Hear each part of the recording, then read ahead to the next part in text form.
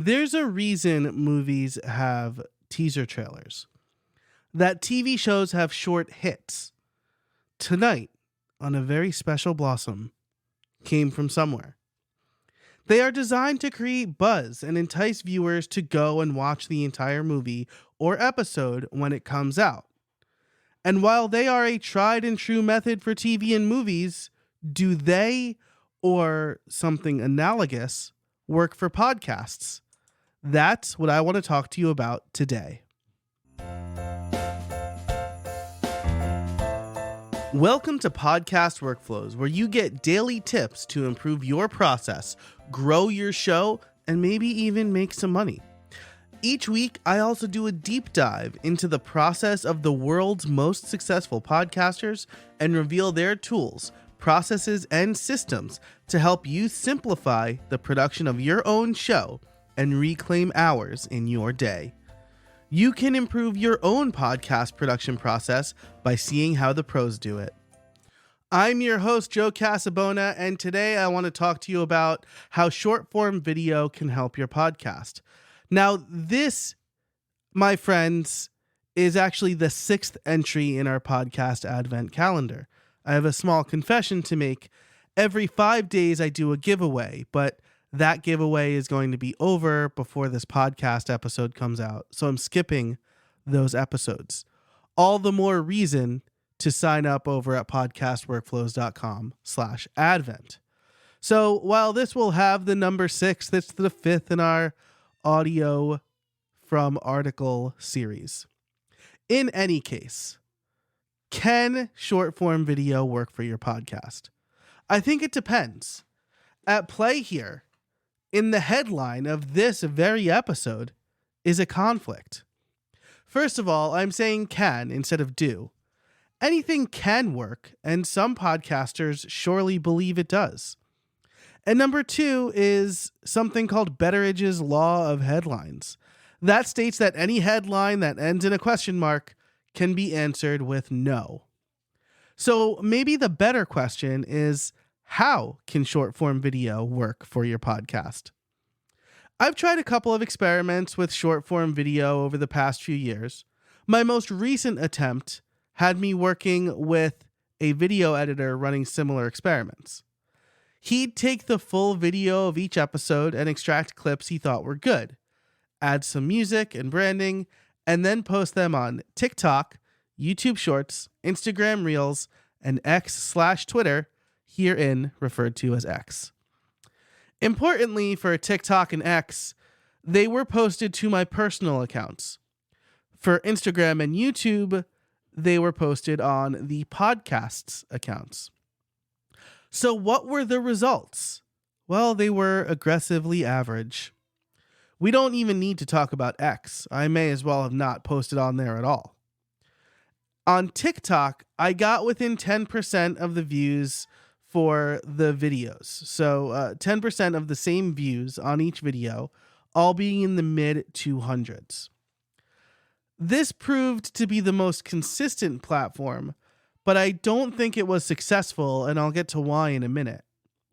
Relatively speaking, the pinned videos remain my top performers, ranging from 1,200 to over 2,000 views on those. Plus, I don't really use TikTok much for a combination of reasons. This likely hurt me as I'm not posting more organic, quote-unquote, content, nor am I engaging in comments. The most interesting results came from YouTube and Instagram. On average, those videos deeply underperformed compared to TikTok, with averages in the 10s. But there were 2 videos on each platform that did 3 to 5 times more than TikTok's 250-ish average. One of the videos I posted on Instagram Reels got 2,000 views. And I think that's more the goal I have with short form videos. Take a bunch of shots and see which one scores. But that's not the real goal for me, nor should it be for you. Hopefully, I'm stating the obvious here. I want short form videos to lead people to my podcast. The easiest place for this to happen is YouTube. The shorts are posted to the same channel as the podcast episodes. So discovery should be best there. People are seeing the shorts and maybe subscribing to the channel where they'll see the full episodes. TikTok also lets you connect podcast episodes to videos, but it's impossible to see how well that converts, as I couldn't find the stats anywhere in TikTok, and the TikTok app doesn't appear as a player in my analytics apps. It's also hard to know the impact of my most recent experiment, as iOS 17 just made an update that deeply affects daily downloads for podcasts overall, though initial data shows my downloads per new episode are about the same. All of that is to say, if there was any conversion, it was not noticeable. I'll still continue to experiment. Perhaps there's a better type of content to help promote the show than just straight clips from the show. But I think that there's a better workflow in general. I think about calls to action on social media that take users off the platform, like this. Imagine you're swimming in the ocean, and someone comes up to you on a boat with a bike and says, "Hey, I got this bike for you. You should ride it right now." Even if you want that bike, you're not ready to ride it at the moment. Telling someone to stop scrolling their timeline to listen to your podcast is kind of doing the same thing. They are in one specific context, and they're not ready to change contexts. Instead, I think the better play is to get them on your mailing list. Then you can promote your podcast to the mailing list. This was super effective for my friend Yongsoo Chung. The subscribe to my mailing list call to action isn't a 20 to 60 minute commitment. They can do it quickly, then get back to what they were doing.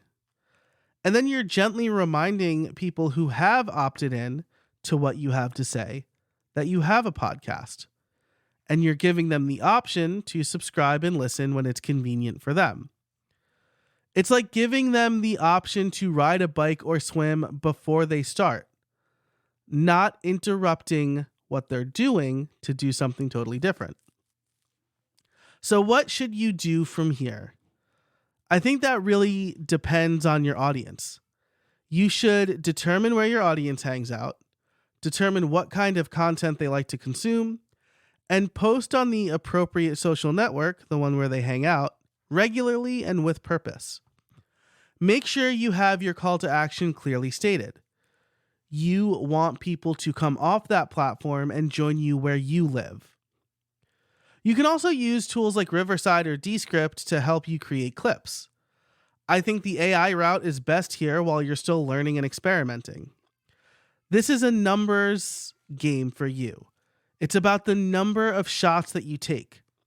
You don't know what's quality until you have quantity. As for me, I'm going to try two things, aside from making my call to action join the mailing list. For this show, I'm going to release the full episodes on TikTok. They have a 10-minute limit, and the short episodes are less than 7 minutes. For How I Built It and longer podcast workflow episodes, I'm going to borrow a strategy from our friends in the movie industry. Create content during the episode just for the teaser.